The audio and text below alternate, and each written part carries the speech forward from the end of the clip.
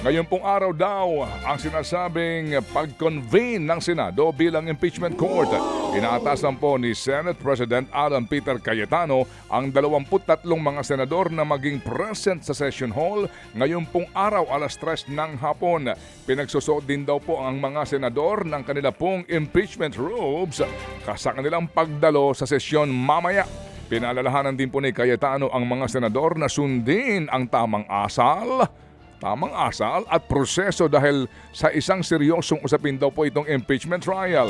Noong pong Miyerkules, natanggap ng Senado ang articles of impeachment laban kay VP Sara Duterte. Ito na po ay naipamahagi na sa mga miyembro ng Senado. Dadalo rin daw ho ang House Prosecution Panel sa pag-convene ng Senado bilang impeachment court ngayong araw. Samantala, pinabulaanan ni Senate President Alan Peter Cayetano na may kinalaman sa impeachment ang kudeta sa Senado. Ang git ni Cayetano, hindi nagpalit ng liderato para iantala ang impeachment. Sumusunod daw ang Senado sa mandato nito na naaayon sa konstitusyon. Posible rin daw na tumagal ng ilang buwan ang impeachment trial. Aayusin daw nilang schedule para hatiin ang mga araw sa impeachment trial at ang legislative work ng mga senador.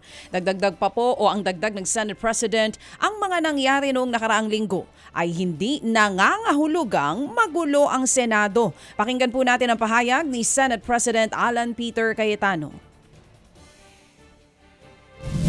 Sa Monday, magko-convene na tayo bilang impeachment court. So ulitin ko lang po walang delay, propaganda lang at paninira sa bagong majority na yung impeachment ang main reason na pagpapalit.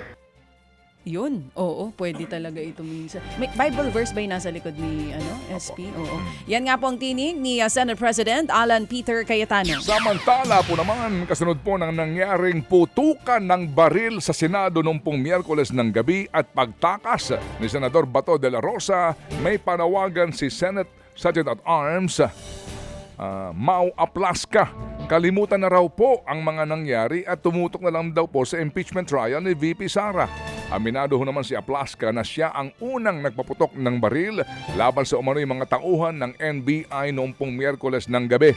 Hindi raw po sumunod ang NBI ng kanilang utusan na ibaba ang kanilang baril kaya nagpaputok siya ng warning shot. Dapat daw po ay nakipag-ugnayan si NBI Director Melvin Matibag nang pumunta ang mga tauhan niya sa Senado. Pero gate na Aplaska, mas mahalagang usapin daw ngayon ng impeachment.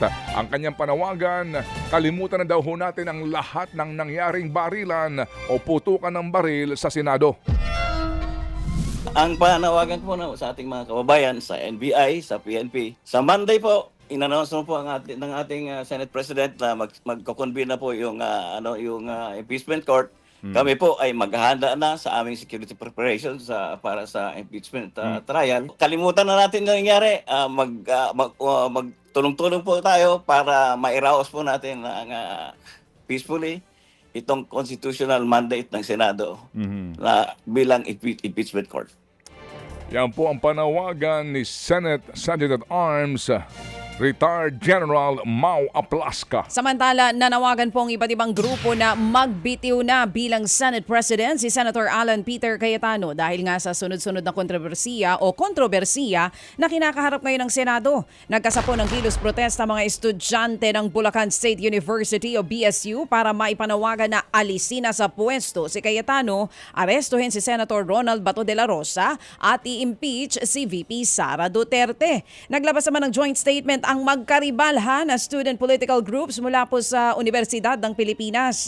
Ang diin po ng samasa at nagkaisang tugon, bigo si Cayetano na pamunuan ng Senado dahil sa kahihiyang dala ng pag-alis ni De La Rosa habang nasa protective custody ito ng Senado. Binatikos din ng dalawang grupo ang tila pagsasantabi daw ni Cayetano sa konstitusyon para pangalagaan ng kapwa senador. Sa gitna po ng mga kontrobersya sa Senado at tensyon sa politika, nauna nang sinabi ni Cayetano na kailangan na nilang mag-focus sa trabaho. Binigyang diin niya ang kahalagahan ng pagtutulungan sa Senado kahit na sino pa ang nakaupo sa liderato.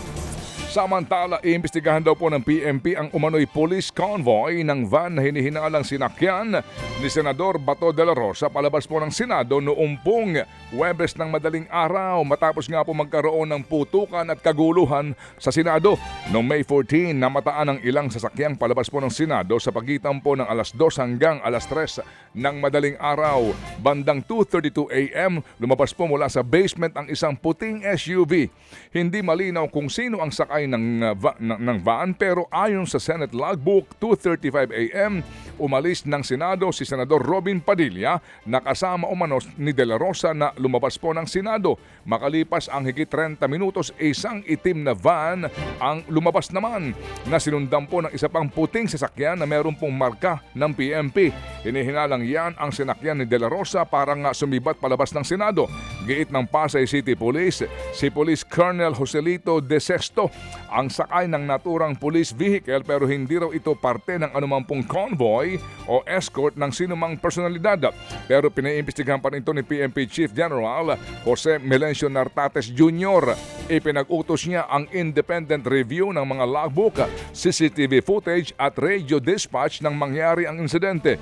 Magugunitang humiling umano si De La Rosa na isailalim siya sa kustodiya po ng PNP kaugnay pa rin ng ICC arrest warrant. Ipaubay na daw po ng PNP sa mga kaukulang otoridad at legal na proseso. Ipinababasura naman ng Office of the Solgen ang petisyon ni De La Rosa sa Supreme Court para nga maglabas daw ng temporary restraining order laban sa ICC arrest warrant. Kulang daw kasi ito sa merito. Iginit din po ng OSG na maaring ipatupad ng Executive Department ang arrest warrant laban kay Bato sa ilalim pa rin po ng Republic Act No. 9851 o ang Philippine Act on Crimes Against International Humanitarian Law, Genocide and Other Crimes Against Humanity. Dagdag pa nito, hindi na kinakailangan daw po ng hiwalay pang arrest warrant mula sa lokal na hukuman para maipatupad ang ICC warrant of arrest sa bansa. Samantala, hinihiling naman po ng ICC prosecutors na gawin sa November 30 ngayong taon po yan ang paglilitis sa dating Pangulong Rodrigo Duterte. Inaasahan daw kasi ng prosekusyon na matatapos ang lahat ng kinakailangan sa pre-trial steps sa katapusan ng Setyembre. Pero ayon sa defense team, inappropriate o hindi pa akmang mag-set ng araw at oras sa ngayon. Ayon sa bagong abogado ni Duterte na si Peter Hines, kailangan pang malaman kung fit nga ba ang dating Pangulo na makaharap sa paglilitis. Ang giit pa niya, patuloy po na lumalala ang kondisyon ng dating Pangulo kaya kailangan muli ng fitness review. Nakatakda namang isagawa ang unang status conference sa kasong Crimes Against Humanity ng dating Pangulo sa May 27. Mga kapatid, patuloy po kayong tumutok sa 105.9 True FM para sa totoong balita, impormasyon, music and entertainment. Mag-subscribe sa aming YouTube channel at podcast at sundan nyo kami sa Facebook, Instagram, X at TikTok sa True Network PH. Bisitahin din po ang aming official website, truefm.ph. At panoorin din kami sa True TV Signal, Channel 19. Kami po ang 105.9 True FM. Laging true sa'yo, kapatid. Ito tayo.